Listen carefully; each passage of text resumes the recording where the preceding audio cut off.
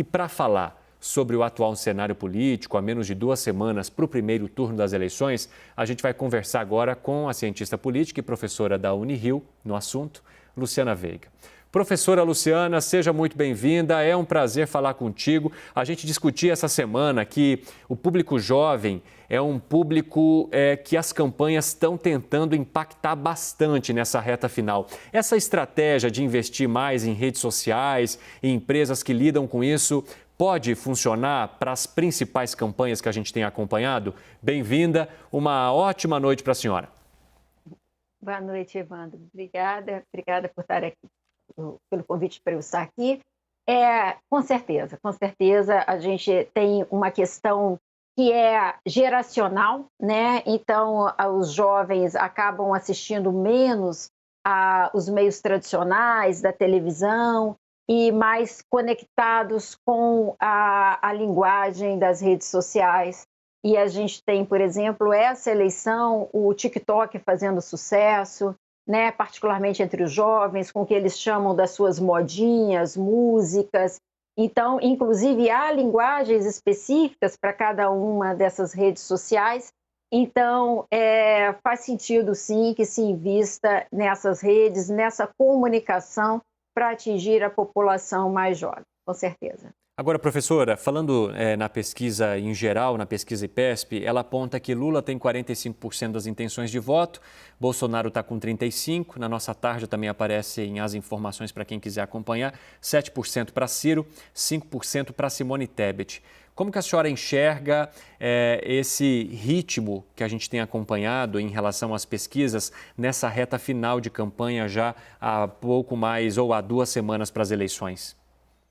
Então, é bastante interessante porque essa pesquisa IPESP, ela começa no dia 30, né? No dia 30 de agosto, e a propaganda começa dia 29 de agosto. Então, ela está trazendo um pouco esse percorrer, acompanhando a evolução da intenção de voto com a situação de campanha de televisão, a propaganda propriamente dita. E quando a gente olha essa curva do IPESP, a gente tem a sensação do seguinte, olha, o início da propaganda eleitoral não serviu para mexer em nada o resultado das pesquisas, né? Então, isso é uma coisa que é bastante interessante, porque coincide a data de começo, então a gente está, de fato, numa situação muito estagnada nestes últimos 15 dias. Para além desses últimos 15 dias, se a gente pegar uma curva no decorrer, voltando um pouco mais, 1 mês, 2 meses, a gente percebe que há uma tendência das pesquisas, de maneira geral, de uma aproximação entre o voto, a intenção de voto de Bolsonaro da intenção de voto de Lula. Há uma tendência, assim, de alguns meses para cá, que sempre vai chegando um pouquinho, mas nesses 15 dias, né, que a pesquisa IPESP já está acompanhando com o início do horário eleitoral, a pesquisa IPESP está mostrando tudo muito estagnado, o que faz a gente acreditar que as propagandas talvez estejam mais reforçando as intenções de voto inicial do que, de fato, podendo alterar alguma coisa no decorrer do processo. A gente percebeu que as principais campanhas, e falando mais especificamente sobre Lula e Bolsonaro, também partiram mais para um ataque ferrenho ali nas propagandas de rádio e de TV, mostrando possíveis irregularidades cometidas, um para o outro, questão de corrupção. Neste caso, como a gente não está tendo ou vendo um resultado que saia da margem de erro em relação ao voto, né, a intenção de voto, a busca por essas campanhas seria aumentar a rejeição de um ou outro a partir desses ataques, professora? Sim, com certeza. O que a gente está vendo aí é um processo de você atacar uma estratégia de você descaracterizar o outro, descredenciar o outro, né, para que se escolha aquele que você mais aceita, você menos nega. Agora, tem uma coisa muito curiosa, Evandro, em relação a isso, porque quando as propagandas são feitas com muito ataques, o que a gente pode esperar em relação ao comportamento das pessoas? O que a gente pode esperar é que elas despertem afetividades negativas não só em relação ao outro candidato, mas também em relação à campanha de maneira geral. E eu achei muito curioso, porque essa pesquisa do IPESP, que foi agora publicada, que a gente está comentando, ela traz um aspecto diferente que não aparece nas outras, que não é sempre que aparece, que é a questão das afetividades.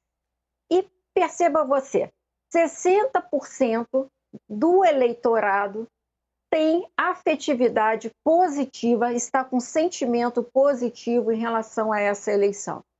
São sentimentos que podem ser de esperança, de confiança, de alegria.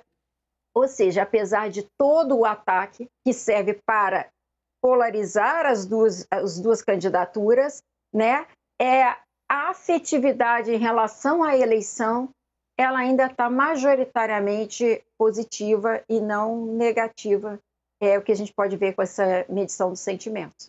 Uma outra coisa que eu quero também discutir com a senhora é a questão do voto útil, né? Porque as campanhas passaram a tentar atingir ou a acolher esse voto útil, conquistar. Tem até estratégia da forma como falar. Na campanha, por exemplo, do candidato Lula, a ideia é que eles não falem virar voto, mas conquistar votos. Até isso está agora. E quem entra na mira neste caso são Ciro Gomes e Simone Tebet. Ciro Gomes já se posicionou sobre essa questão do voto útil. Ele criticou bastante os seus opositores, chamou de voto inútil, falou que é uma tentativa de enganação da população. Como é que a senhora enxerga esse movimento, que, aliás, foi apontado pelo cientista político Antônio Lavareda como algo que só funciona bem na reta final mesmo da eleição?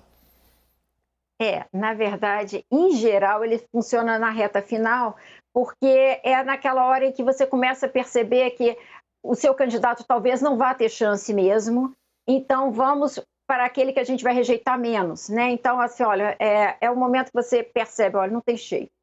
O que acontece é que está tendo se está adiantando esse processo, né? As pessoas estão acreditando que porque a eleição está muito estável e o voto está muito firme, né? Porque hoje a gente tem um processo que é muito difícil, a gente tem o voto espontâneo, quase a mesma coisa que o voto estimulado. Então, você tem, por exemplo, assim, o espontâneo do Lula está 40%, o estimulado está 44%.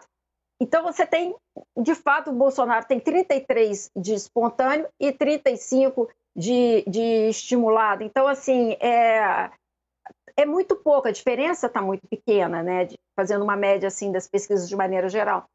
Então, as pessoas estão sentindo como se a eleição já tivesse definida entre os dois, mesmo estando a 15 dias da disputa. Então, é natural que se puxe um pouco. Agora, quanto mais você vai chegando perto da eleição, mais esse apelo faz sentido, porque aí mais as pessoas vão realizando, ele se torna mais eficiente. Talvez seja isso que o Lavareda tenha colocado, que tenha querido dizer, né? E, professora, além do voto útil, tem também o voto feminino. As mulheres ou as campanhas tentando impactar as mulheres. Muitas delas até parecem que descobriram que a mulher brasileira existe a partir de agora, né? A partir da campanha eleitoral. E aí eu quero entender da senhora como que é esse eleitorado feminino, como ele se comporta e de que forma que essas campanhas podem ou não atingir esse público. Então, esse é um outro ponto que é muito interessante. Eu também estava vendo os resultados em relação a essa pesquisa que a gente está comentando, e há uma diferença bem grande entre o comportamento dos homens e o comportamento das mulheres em relação a essa eleição presidencial. Veja você, entre os homens há quase um empate entre Lula e Bolsonaro. 40% vão para Lula, 41% vão para Bolsonaro e 9% vão para o Ciro. São os 3 candidatos mais votados. Entre as mulheres, o Lula tem 51%, ou seja, bem mais do que existe entre os homens. O Bolsonaro tem 29%, bem menos do que o desempenho do Bolsonaro entre os homens. E a Simone Tebet aparece em terceiro lugar. Não é o Ciro que aparece em terceiro lugar, e sim a Simone Tebet com 7%. Então, você percebe que tem havido a Simone tem chamado a atenção das mulheres, né, a maneira como ela fala e tudo mais. É uma eleição muito polarizada, que a Simone tem uma possibilidade de crescimento pequena, né, mas chama atenção como, de fato, essa coisa. Agora, sobre a sua pergunta, que é como é que, talvez o que difira, né, do comportamento das mulheres e dos homens, você tem as mulheres, talvez elas sejam, elas começam a criar um pouco de uma perspectiva de mulher, tá? Uma perspectiva de mulher e do seu papel de mulher. Então, assim, por exemplo, uma crise econômica, um aumento dos custos, um aumento da inflação, afeta muitas mulheres, porque é o preço do supermercado, né? Então, já dos homens, a questão do emprego é mais central do que a questão da inflação propriamente dita. Então, você tem algumas nuances que diferenciam o comportamento dos homens e das mulheres. A saúde preocupa tanto os homens quanto as mulheres, mas ainda mais as mulheres. Então, você tem... e a perspectiva, uma coisa que eu chamaria é a questão da perspectiva. A Simone sempre faz a sua leitura de uma perspectiva muito do espaço, do local da mulher. Então, e o Lula consegue também trazer um pouco essa sensibilidade que o Bolsonaro tem mais dificuldade. Professora, a gente está acabando o nosso tempo já, mas só para encerrar aqui, a senhora vê um cenário de segundo turno se concretizando a partir das pesquisas, principalmente essa última IPESP?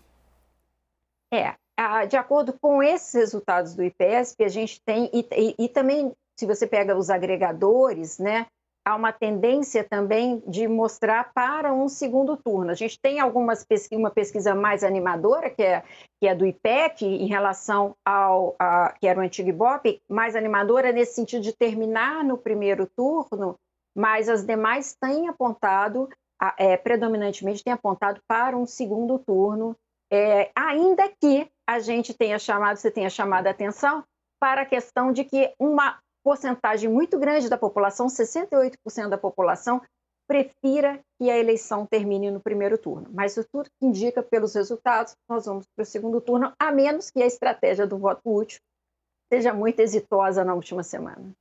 Ok, então, professora, se formos para o segundo turno, a gente vai conversar bastante ainda ao longo aqui da nossa programação. As portas estão sempre abertas.